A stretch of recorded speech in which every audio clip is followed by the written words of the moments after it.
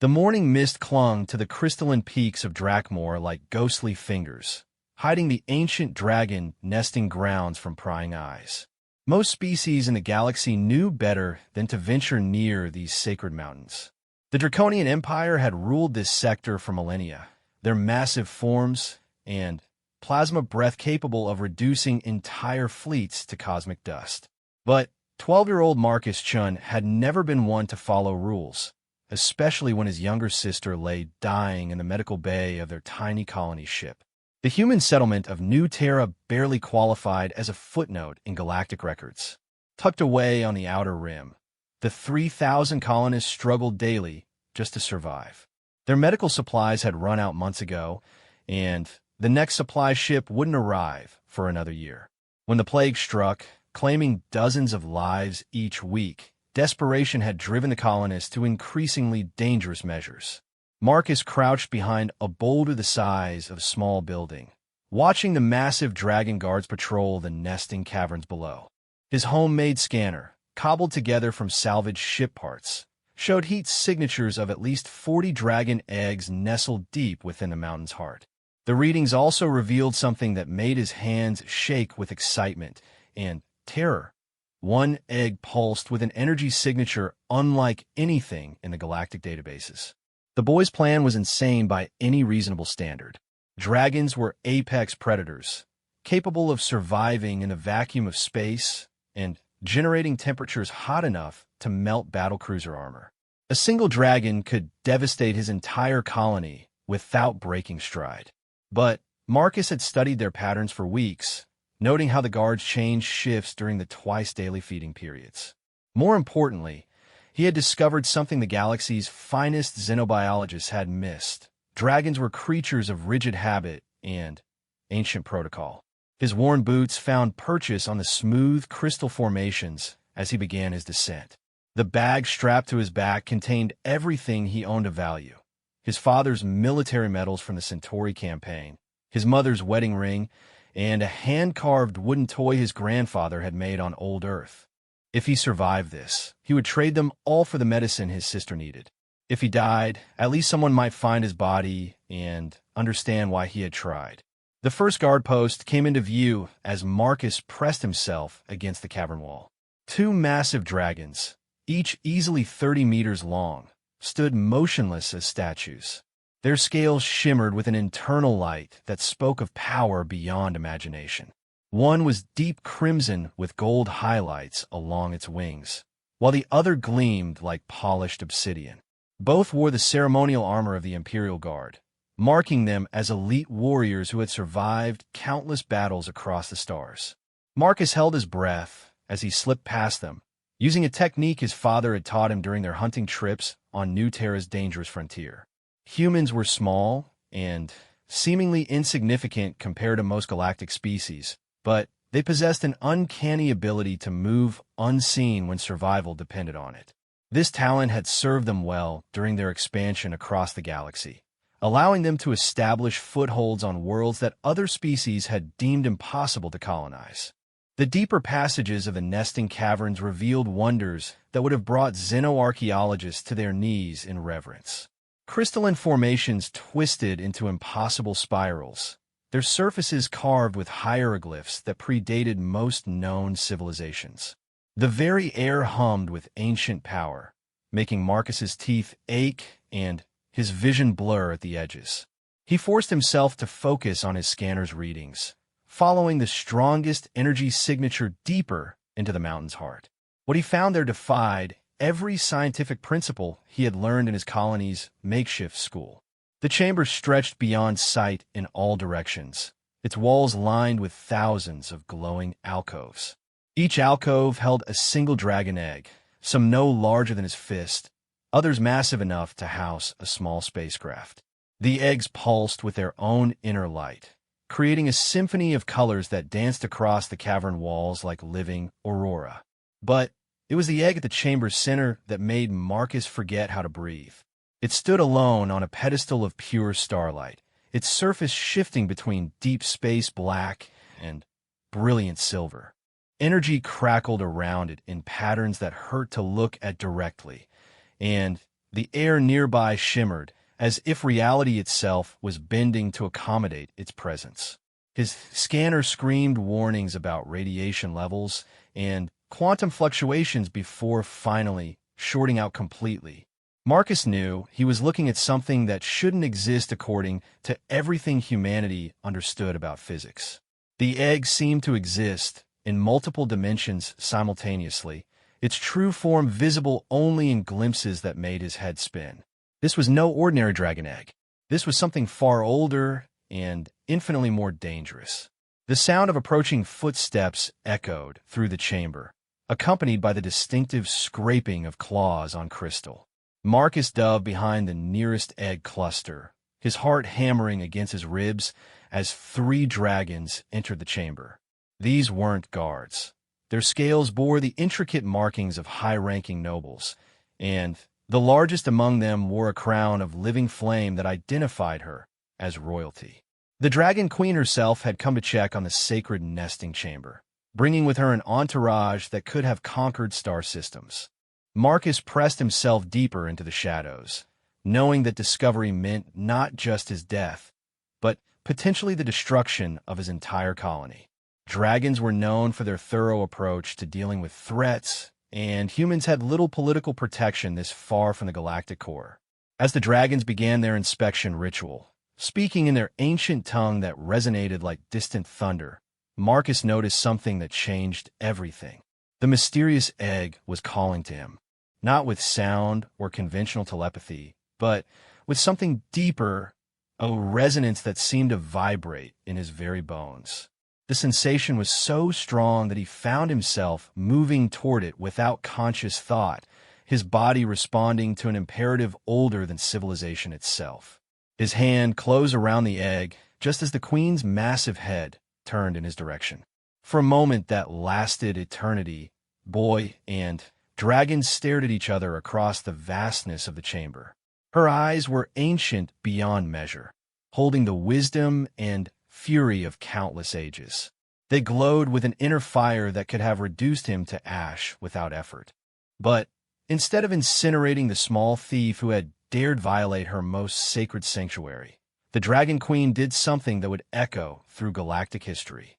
She smiled, revealing teeth like crystalline daggers, and spoke a single word in perfect, unaccented human standard. Interesting. The silence that followed stretched like a taut wire across the vast chamber. Marcus stood frozen, the mysterious egg cradled against his chest, acutely aware that his next words might determine the fate of every human in the sector. The Dragon Queen's massive form seemed to fill the entire cavern, her presence a physical weight that pressed against his consciousness. Her 2 companions flanked her like living mountains, their eyes glowing with barely contained plasma fire. "You speak our language, small one," the queen observed, her voice a deep rumble that seemed to come from the very foundations of the mountain. "Yet your species file indicates humans possess no natural telepathic abilities. How curious." Marcus swallowed hard, his throat dry as dust. "Your Majesty, I studied the translation matrices from our colony's databases. I needed to understand your people if I was going to—" He trailed off, realizing how insane his mission sounded when spoken aloud. "If you were going to steal from us," she finished, but there was no anger in her tone. If anything, she sounded amused. "Tell me, young thief, what drives a member of such a fragile species to violate our most sacred sanctuary?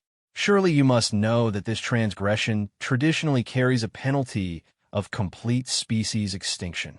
The egg in Marcus's arms pulsed with warmth, and, for a brief moment, images flooded his mind. He saw vast star fields, civilizations rising and falling like waves, and dragons soaring through the cosmic void with wings that spanned light years. More importantly, he felt something that changed his understanding of everything. The egg was alive, aware, and had been waiting for him. "My sister is dying," Marcus said, his voice stronger now. "Our colony has no medicine, no way to fight the plague that's killing our people. I read about dragon tears in the ancient archives, how they can cure any disease. I thought if I could bring back an egg, maybe trade it for medicine." He looked down at the shifting surface of the egg he held. But this isn't what I expected to find. The Dragon Queen's head tilted, a gesture surprisingly bird-like for such a massive creature. You research dragon tears? How fascinating. Most species assume we're simply large, destructive beasts. Few take the time to study our true nature. She moved closer, each step causing minor tremors in the crystalline floor. Tell me what you learned, young scholar thief. Marcus felt sweat beading on his forehead despite the chamber's cool temperature. The archive said that dragon tears contain quantum-stabilized proteins that can repair cellular damage at the molecular level. They're only produced during moments of intense emotion, joy, sorrow, or rage. The Alterian Medical Consortium has been trying to synthesize them for centuries, but the quantum matrix degrades too rapidly without the original draconic neural patterns. Impressive, rumbled one of the Queen's companions, a massive bronze dragon whose scales seemed to shift like liquid metal. The whelp has done his research, my queen. Perhaps he deserves to know what he has stumbled into before we decide his fate. The Queen's eyes narrowed slightly as she studied the egg Marcus held. Indeed, General Tharvex. Young human, do you feel anything unusual from the object you carry? The moment she asked, Marcus became acutely aware of the sensations flowing through him. The egg seemed to pulse in rhythm with his heartbeat, and whispers of thought that weren't quite his own danced at the edges of his consciousness. It's alive, he said wonderingly. Really alive? Not just developing. And it's happy? Is that possible? A sound like distant thunder filled the chamber as all three dragons began to laugh. It was not a mocking sound, but one of genuine pleasure and surprise. Oh, young one, the Queen said when their mirth subsided. You have indeed chosen well, though you know not what you have done. The egg you hold is not merely alive. It is the first void dragon to be conceived in over 10,000 years. The third dragon, whose scales gleamed like starlight, spoke for the first time. Her voice carried the weight of centuries. Void dragons are legend even among our kind, hatchling. They exist partially outside normal space-time, capable of traversing dimensional barriers as easily as we fly through atmosphere. The last of their line died, protecting the galaxy from the Shadow Horde in the Ancient Wars. Marcus felt the implications crashing over him like a tsunami. You're saying this egg is unique? Beyond unique, the Queen confirmed. It is irreplaceable. The genetic matrix required to produce a void dragon requires the convergence of cosmic forces that occur perhaps once every million years. By all rights, I should reduce you to your component atoms for even touching it. The egg pulsed again, and Marcus felt a wave of what could only be described as stubborn determination flowing from it. Images flashed through his mind, not of the vast cosmic vistas he had seen before, but of his sister lying pale and still in the colony's medical bay, of children playing in New Terra's dusty streets, of his parents working tirelessly to build something better for their family on the galaxy's edge. It wants to come with me, Marcus said, his voice filled with wonder. I don't understand how or why, but it's choosing to come with me. The Queen's massive head swung toward him with predatory grace. Dragon eggs do not simply choose their bonds, young one. The process requires a connection that transcends species, a resonance of purpose that few beings ever achieve. If what you say is true, she paused, her ancient eyes studying him with new intensity. Tell me about your sister. What makes her worth risking not just your life, but the fury of the entire Draconian Empire? Marcus felt tears threatening to spill down his cheeks as he thought of Emma, barely 8 years old, and fighting a battle she couldn't possibly win. She's the best of us, he said quietly. When the food supplies ran low last winter, she gave her rations to the younger children. When the Mersek raiders attacked our outer settlements, she helped organize the evacuation of the families. She's braver than any of our soldiers, kinder than any of our leaders, and she's dying because we're too poor and too far from civilization to afford the medicine she needs. The bronze dragon, General Tharvex, exchanged a meaningful look with his queen. Your Majesty, the child speaks of sacrifice and protection. These are concepts the Void Dragons valued above all else. Perhaps this is not mere coincidence. Perhaps not, the Queen mused. She moved closer to Marcus, her massive form casting him in shadow. Young human, I'm going to tell you something that will reshape your understanding of the galaxy. The plague affecting your colony is not natural.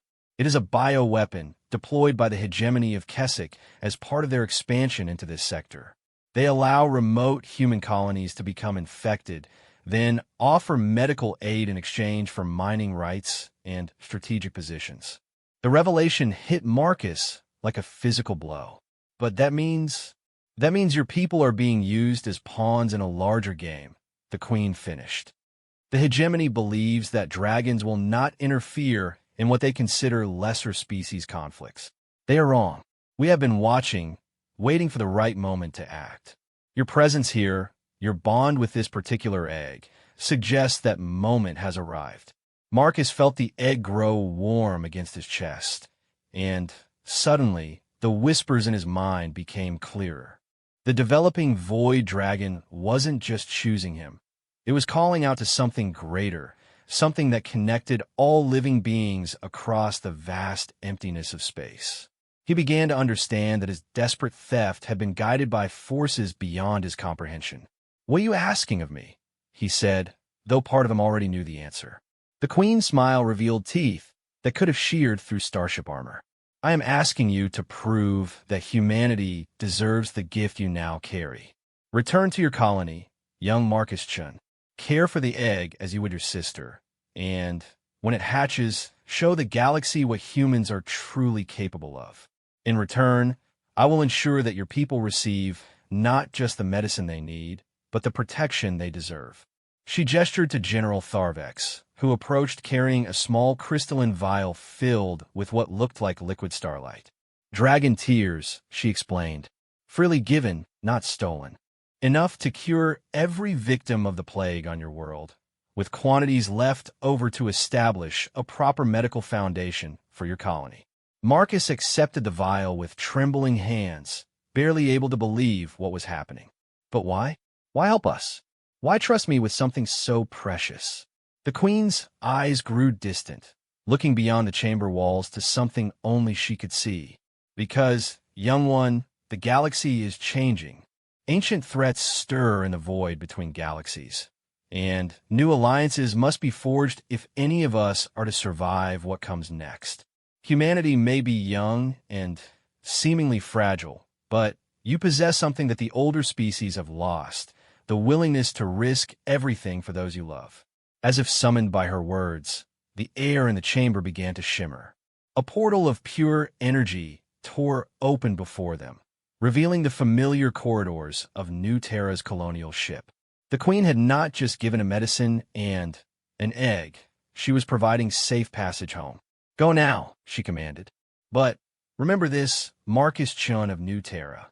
What hatches from that egg will be bonded to you for life. It will share your joys and sorrows, your triumphs and failures. You will be responsible not just for its welfare, but for teaching it what it means to be human. Do not take this responsibility lightly." Marcus stepped toward the portal, the precious egg secure in his arms, and the vial of dragon tears carefully tucked into his jacket. As he reached the threshold, he turned back to face the massive dragon who had changed his life forever. "Thank you," he said simply. "I won't let you down." The Queen's final words followed him through the dimensional gateway. "See that you don't, young dragon rider. The fate of more than just your colony may depend upon it." The portal deposited Marcus in the maintenance corridor outside New Terra's medical bay with all the gentleness of a feather landing on still water. The transition from the dragon's crystalline sanctuary to the humming metal passageways of his home felt jarring, like waking from a vivid dream into harsh reality. The egg in his arms pulsed gently, as if reassuring him that the incredible encounter had been real. The colony ship's artificial gravity felt heavier than usual as Marcus hurried toward the medical bay, the vial of dragon tears burning like a warm coal in his jacket pocket. Through the observation windows, He could see the quarantine ward where dozens of plague victims lay in various stages of the disease. His sister Emma was among them, her small form barely visible beneath the medical sensors that monitored her failing vital signs. Dr. Sarah Martinez looked up from her terminal as Marcus burst through the airlock, her weathered face showing the strain of weeks spent fighting a battle she couldn't win. She had been the colony's chief medical officer for 12 years, ever since leaving her prestigious position at the Terra Medical Institute to join the Frontier mission. Her expertise had saved countless lives, but the plague had pushed even her considerable skills beyond their limits. "Marcus, you shouldn't be in here," she said, but her voice lacked its usual authority. The past month had aged her visibly, lines of exhaustion etched deep around her eyes. "The quarantine protocols, Dr. Martinez, I have something that can help," Marcus interrupted, carefully setting the egg down in a corner where it would be safe. The mysterious object seemed to dim its inner light instinctively, as if understanding the need for discretion. He pulled out the crystalline vial, its contents swirling like captured starlight. Dragon tears, enough to cure everyone. The doctor's expression shifted from tired resignation to sharp scientific interest. Dragon tears were legendary in medical circles, discussed in theoretical papers, but never actually observed by human physicians. The quantum-stabilized proteins they contained could theoretically repair any form of cellular damage, but obtaining them was considered impossible given the dragon's fierce protection of their privacy. "Marcus, where did you get this?" Dr. Martinez asked, accepting the vial with hands that trembled slightly. Dragon tears can't be synthesized, and the Draconian Empire has never been known to trade medical supplies with human colonies. "It's a long story," Marcus replied, glancing toward his sister's bed. Emma's breathing was so shallow it was barely visible, her skin pale as parchment. "But right now, Emma needs help. Can you use it?" Dr. Martinez ran the vial through her scanner, her eyes widening as the readings confirmed what she was seeing. "This is pure quantum-stabilized protein matrix, completely stable and ready for immediate application. The concentration is extraordinary. A single drop of this should be enough to cure one patient completely." She looked up at Marcus with new respect. "However, you obtained this. You may have just saved our entire colony." The treatment process was unlike anything in standard medical procedures. Dr. Martinez carefully extracted a microscopic amount of the dragon tears using a quantum-stable injector, then administered it directly into Emma's bloodstream. The effect was immediate and startling. The moment the substance entered her system, Emma's vital signs began to stabilize, and color returned to her cheeks like sunrise breaking over a barren world. Within minutes, Emma's eyes fluttered open, clear and aware for the first time in weeks. "Marcus," she whispered, her voice weak but unmistakably her own. "I had the strangest dreams. There were stars singing, and something warm was watching over me." Marcus took her hand, tears of relief streaming down his face. "You gonna be okay, Em? Everything's going to be okay." As word of the miraculous cure spread through the colony, Marcus found himself the center of intense attention. Colonial Administrator Janet Walsh, a stern woman who had led the settlement since its establishment, summoned him to her office within hours. The administrative section of the colony ship maintained an atmosphere of controlled efficiency that contrasted sharply with the desperate chaos that had gripped the medical bay for weeks. "Mr. Chun," Administrator Walsh began, her tone carefully neutral, "Dr. Martinez informs me that you have provided us with enough dragon tears to cure every plague victim in our colony, with substantial quantities remaining. This raises several important questions." Marcus sat across from her desk, acutely aware of the egg waiting for him in the medical bay. He had crafted a careful version of the truth during his walk to the administrative offices, one that would satisfy curiosity without revealing the full scope of what had transpired. "I made contact with a dragon merchant vessel at the edge of the system," he said, sticking close enough to the truth to avoid the telltale signs of deception. "They were willing to trade medical supplies for information about hegemony activities in this sector. Walsh's eyebrows rose slightly. Dragons rarely involve themselves in human affairs, and they've never been known to take interest in hegemony politics. What information could we possibly possess that would be worth such a valuable commodity? Marcus had anticipated this question. During his research into dragon culture, he had discovered that the ancient race placed tremendous value on observational data about younger species. Movement patterns, resource allocation, communication protocols. Dragons are natural strategists. They wanted detailed logs of how the hegemony has been approaching frontier colonies. The explanation seemed to satisfy Walsh, though Marcus could see the calculating look in her eyes. The colony administrator had not survived 12 years on the frontier by taking anything at face value. I see. And these dragon merchants, they simply departed after the transaction.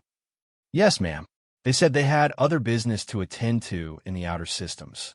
Walsh nodded slowly, making notes on her terminal. Very well. Regardless of the exact circumstances, you've saved our colony, Mr. Chun. The medical crisis that has gripped us for the past month is essentially over. Dr. Martinez reports that the first patients treated are already showing complete cellular regeneration. Marcus felt a weight lifting from his shoulders, but Walsh wasn't finished. However, this development raises new concerns. If the hegemony learns that we have access to dragon medical technology, they may accelerate their plans for this sector. We need to be prepared for increased attention. As if summoned by her words, the colony's proximity alarms began sounding throughout the ship. The unmistakable signature of ships dropping out of faster-than-light travel painted urgent warnings across every screen in the administrative center. Walsh's face went pale as she studied the tactical display. Hegemony Battle Group, she announced grimly. 3 destroyers and a heavy cruiser moving directly toward our position. They're broadcasting demands for immediate surrender under colonial protection statute Gamma 7. Marcus felt his blood turn to ice. The protection statutes were legal frameworks the hegemony used to justify forcible annexation of frontier colonies. Under Gamma 7, they could claim that the colony was harboring dangerous weapons or biological agents that threatened regional stability. They know about the dragon tiers, Marcus realized. Somehow they found out. Walsh's fingers flew across her terminal as she activated the colony's emergency protocols. All civilians to designated shelter areas. All security personnel to defensive positions. This is not a drill. She turned to Marcus, her expression grim but determined. Mr. Chun, if you have any way of contacting your dragon associates, now would be an excellent time to do so. Marcus felt the truth burning in his throat, but before he could respond, a new voice cut through the chaos of the command center. That won't be necessary, Administrator Walsh. Everyone turned to see Dr. Martinez entering the command center, her expression a mixture of wonder and concern. The egg that Marcus brought back, it's hatching. And the readings I'm getting suggest we're about to have visitors who are far more powerful than any hegemony battle group.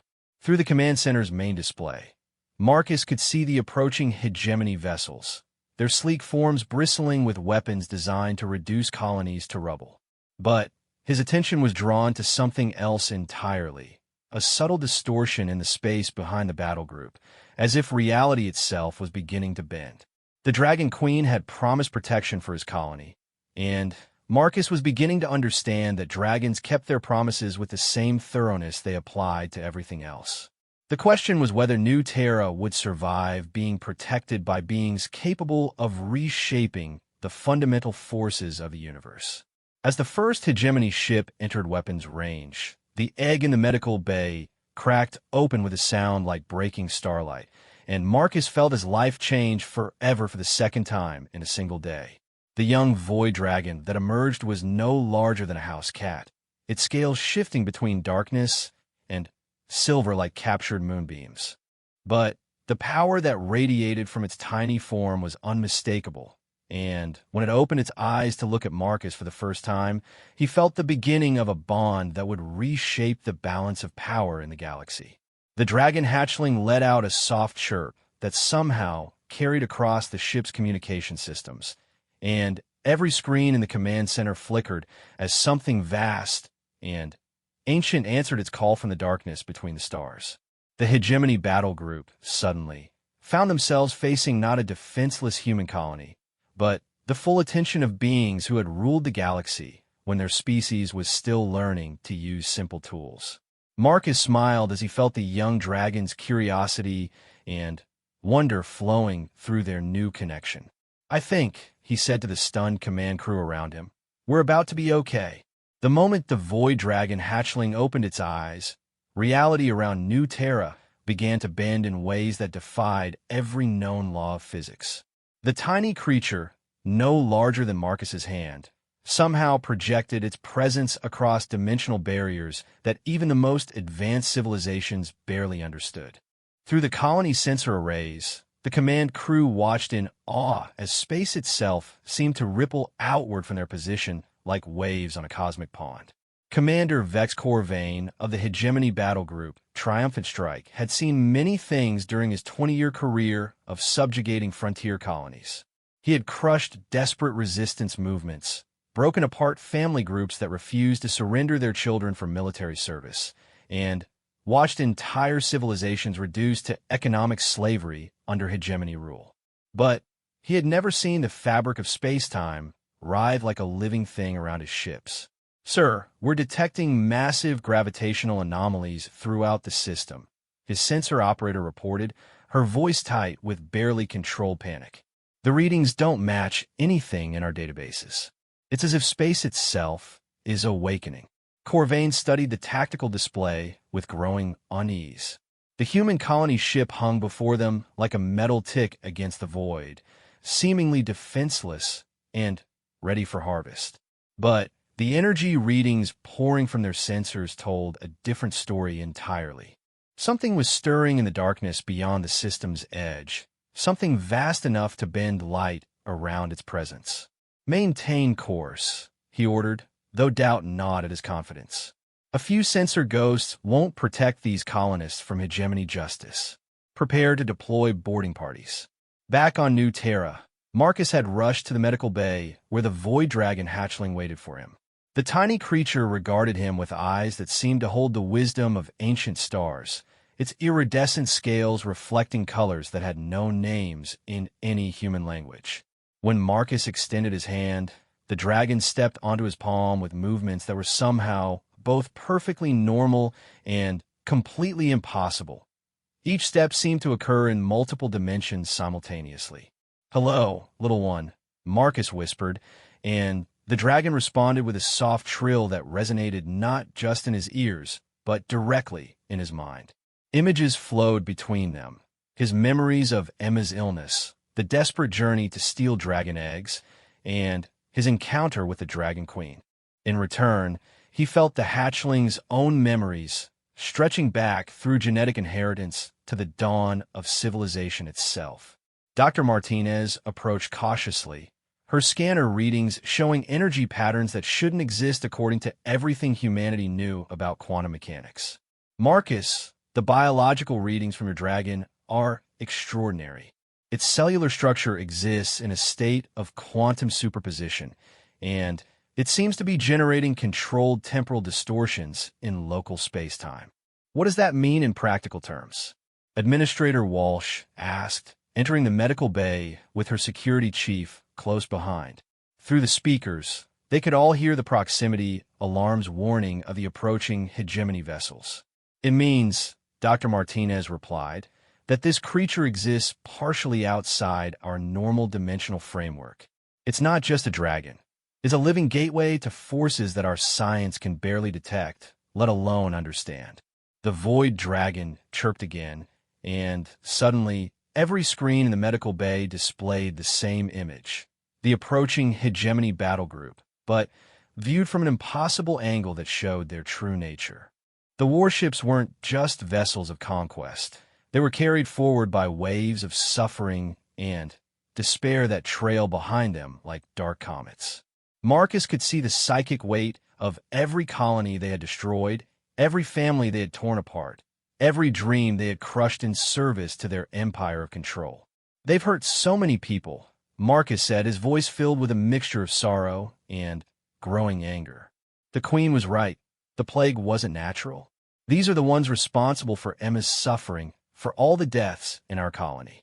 The dragon in his hands pulsed with sympathetic rage, and Marcus felt an incredible power building around them. The hatchling was young and inexperienced, but it carried within its tiny form the accumulated knowledge of its ancient lineage. More importantly, it was bonded to a human who had risked everything to save someone he loved, and that connection was proving to be more powerful than anyone had anticipated. "Sir, you need to see this," the security chief said, his face pale as he studied his tactical display. "Something's happening at the system's edge." The main screen shifted to show the outer boundaries of their solar system, where something impossible was taking shape. Space itself was tearing open in a precise geometric pattern, revealing glimpses of a realm that existed beyond normal reality. Through these dimensional rifts came the Dragon Imperial fleet, not the massive physical vessels that other species use to travel between stars, but living constructs of crystallized thought and manifested will. The Dragon Queen herself emerged first, her true form revealed in all its cosmic majesty. She was not merely large. She was a force of nature given consciousness and purpose, her wings spanning distances that could only be measured in light minutes. Behind her came her honor guard, each dragon a master of forces that could reshape worlds with casual thought. Commander Corvain's tactical display exploded with warnings as the true scope of what he faced became clear. His battle group had been designed to intimidate defenseless colonies, not engage entities that could manipulate the fundamental forces of the universe. "Sir, recommend immediate withdrawal," his weapons officer suggested, his voice cracking with stress. "Our weapons are rated for conventional warfare, not whatever these things are." "Stand down, all weapons," Corvain ordered, his earlier confidence evaporating like morning mist. "Broadcast surrender signals on all frequencies. Perhaps we can negotiate our way out of this." But the Dragon Queen was not interested in negotiation. Her voice resonated across every communication channel simultaneously, bypassing technology entirely to speak directly to the minds of every being in the system. "Hegemony Commander, you have violated the sovereign territory of a colony under Dragon protection. Your forces have deployed biological weapons against civilian populations. By the ancient laws that govern galactic civilization, you stand condemned." The tiny void dragon in Marcus's hands chirped softly, and Marcus felt a surge of understanding flow through their bond. The hatchling wasn't just observing these events. It was learning from them, building its understanding of justice and protection by watching how its ancient kin dealt with those who preyed upon the innocent. "Your Majesty," Corvain broadcast desperately. The hegemony was unaware of any dragon protection treaty with this colony. "We are prepared to withdraw immediately and file appropriate diplomatic protests through official channels." The Dragon Queen's laugh was like the sound of stars being born. "Commander, your ignorance of our protection does not absolve you of your crimes. However, we are not without mercy. You will return to your hegemony masters with a message. The age of unopposed expansion is ending. Humanity has proven itself worthy of our alliance, and those who threaten our allies will face consequences that your leaders cannot imagine." Marcus felt the young dragon's excitement as it witnessed this declaration. Through their bond, he understood that this moment would be remembered for millennia, the day when humanity officially entered into alliance with forces that predated most galactic civilizations. But the Dragon Queen wasn't finished. "Furthermore, the biological weapon you deployed against this colony will be neutralized throughout your territory. Every world touched by your plague will receive the cure, freely given as a demonstration of what true power can accomplish when guided by wisdom rather than greed." With that pronouncement, she gestured with one massive wing, and space around the hegemony battle group began to shimmer. Marcus watched through the colony's sensors as microscopic portals opened throughout the enemy's ships, depositing tiny amounts of dragon tears directly into their water and air recycling systems. Within hours, every trace of the plague bioweapon would be neutralized not just on New Terra, but on every world the hegemony had infected. The Void Dragon in Marcus's hands trilled with satisfaction, and he realized that a small companion had somehow contributed to this vast working of power. Despite its tiny size, the hatchling possessed abilities that connected it to the cosmic forces its kind commanded. It had helped channel the Queen's will across impossible distances, learning the fundamentals of its inheritance in the process. Commander Corvain, the Queen continued, you have witnessed the birth of a new age. Return to your superiors and tell them that the dragons have chosen their allies. Those who stand with us will find protection and prosperity. Those who stand against us will discover that the universe is far more dangerous than they ever imagined. The Hegemony Battle Group fled the system as if pursued by demons, their faster-than-light drives engaged at maximum power. They left behind only sensor readings that their analysts would spend years trying to understand, and a growing realization that their empire's expansion had just encountered an immovable obstacle. As the dimensional rifts closed and the Dragon Imperial fleet withdrew to whatever realm they called home, Marcus felt a sense of profound change settling over his world. New Terra was no longer just another struggling frontier colony. They had become the center of something much larger, a partnership between humanity and dragons that would reshape the balance of power throughout the galaxy. The tiny void dragon in his hands looked up at him with ancient, knowing eyes, and Marcus understood that his adventures were just beginning. The bond they shared was more than simple companionship. It was a bridge between species that would carry both of them into a future neither could face alone. Emma's voice called from across the medical bay, weak but growing stronger by the hour as the dragon tears completed their miraculous work. Marcus, what's that beautiful little creature you're holding? Marcus smiled as he walked over to introduce his sister to the being that would help reshape their destiny. Em, I'd like you to meet our new family member. I think we're going to need a name for him. 3 months after the Hegemony fleet's hasty retreat from New Terra, the small frontier colony had transformed into something unprecedented in galactic history.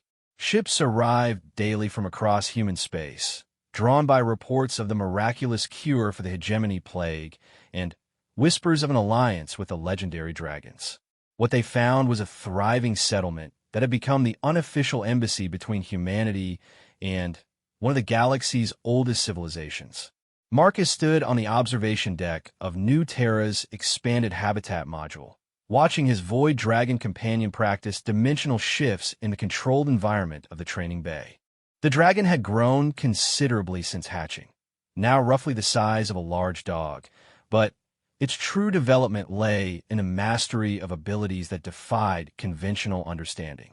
Where other creatures learned to walk and run, Nebula, the name Emma had chosen for their draconic family member, was learning to step between dimensions and manipulate the flow of time itself. Still having trouble believing all this is real? Dr. Martinez asked, joining Marcus at the observation window. The colony's chief medical officer had become something of a celebrity in xenobiological circles, her research into dragon tears earning recognition from institutions across known space. Every day, Marcus admitted, watching Nebula phase partially out of normal space before solidifying again with obvious satisfaction. 6 months ago, I was just a kid worried about his sick sister. Now I'm apparently the first human to bond with a void dragon in recorded history.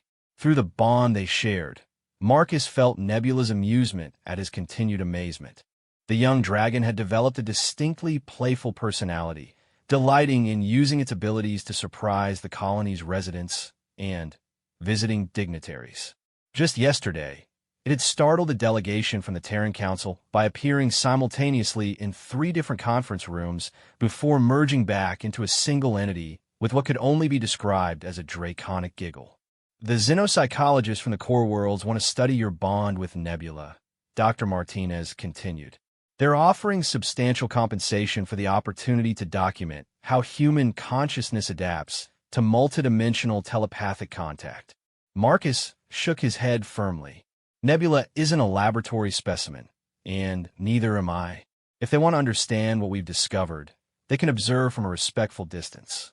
The truth was that the bond between human and Void Dragon was evolving in ways that surprised even the Dragon Queen's advisors.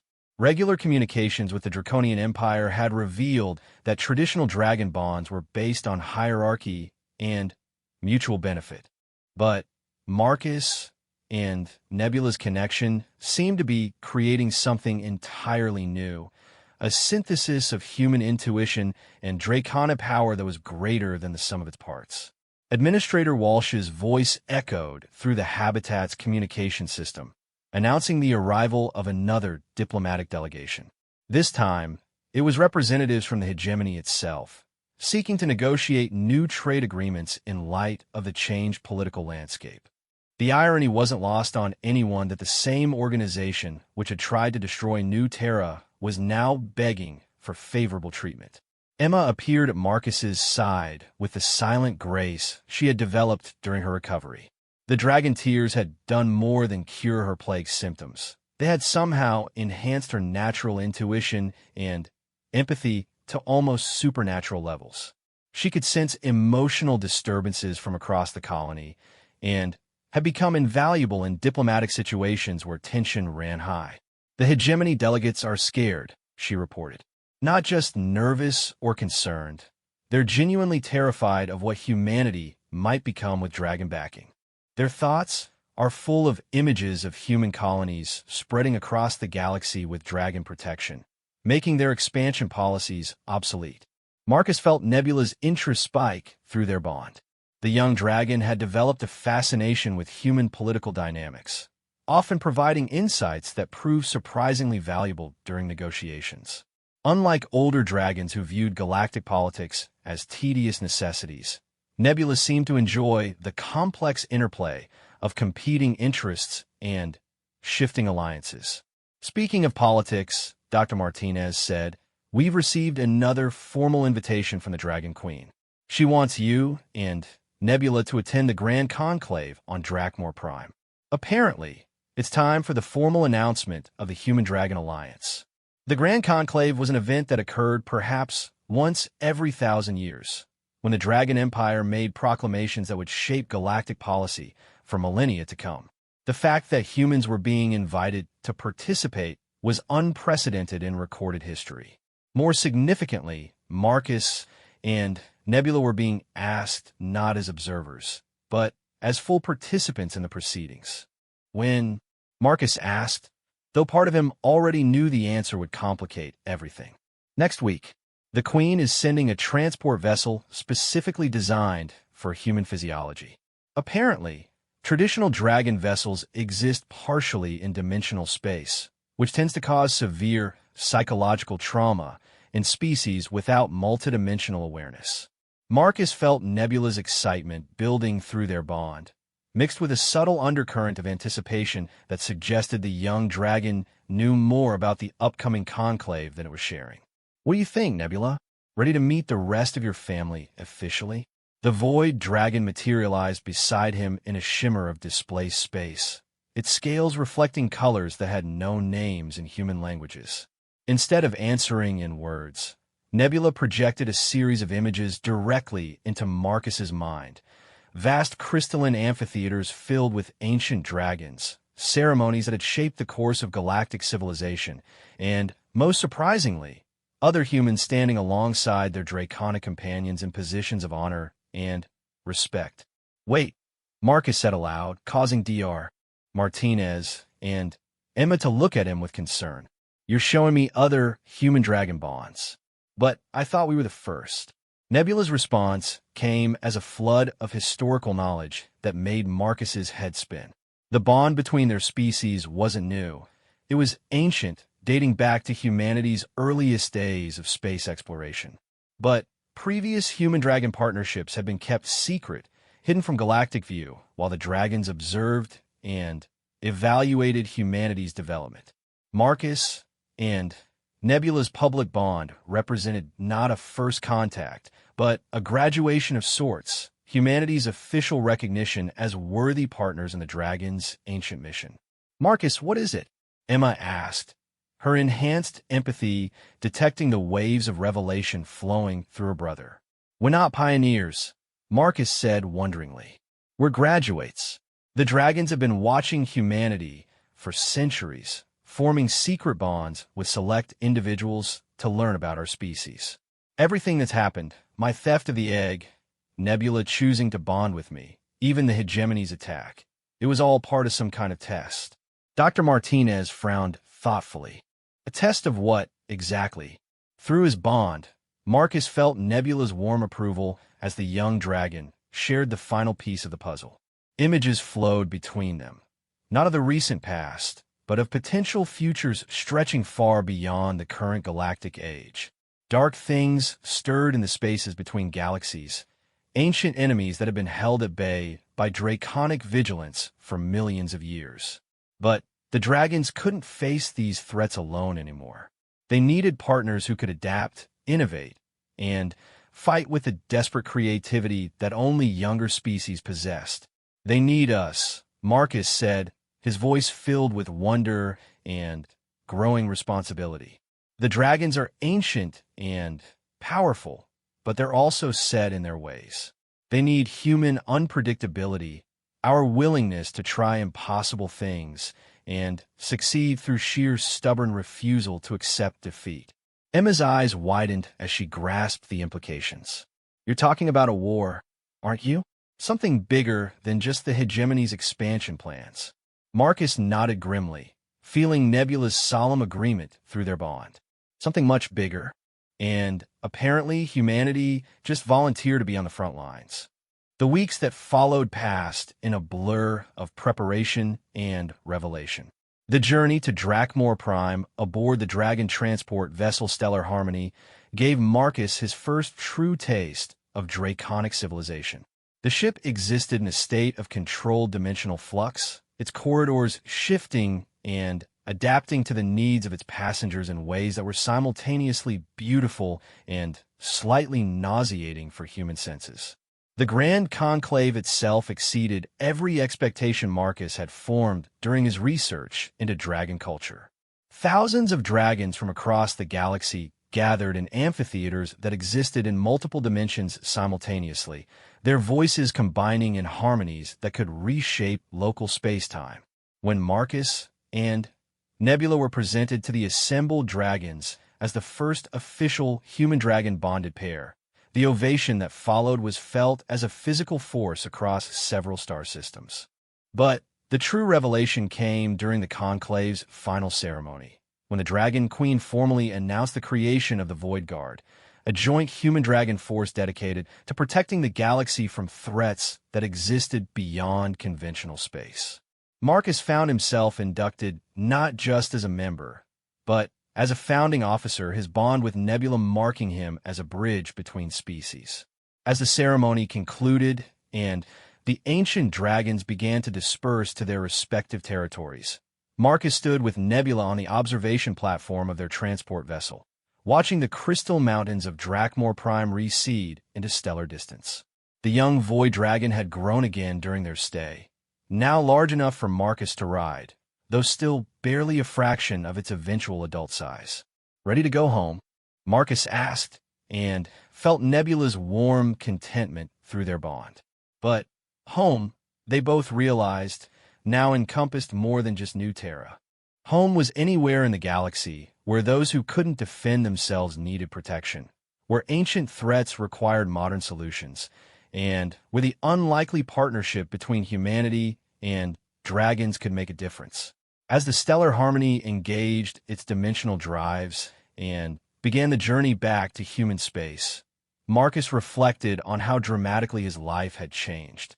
He had begun as a desperate boy trying to save his sister, willing to steal from the most dangerous beings in the galaxy. He was returning as something unprecedented, a human who could think in multiple dimensions, a bridge between species separated by millions of years of evolution, and a guardian of secrets that could reshape the future of galactic civilization. Through their bond, he felt Nebula's quiet satisfaction and anticipation for the adventures ahead. Whatever challenges awaited them, they would face them together, Human intuition and draconic power united in purpose, proving that sometimes the most unlikely alliances could achieve the impossible. The stars ahead held infinite possibility, and Marcus Chun, former egg thief turned cosmic guardian, was ready to explore every one of them with his draconic partner by his side.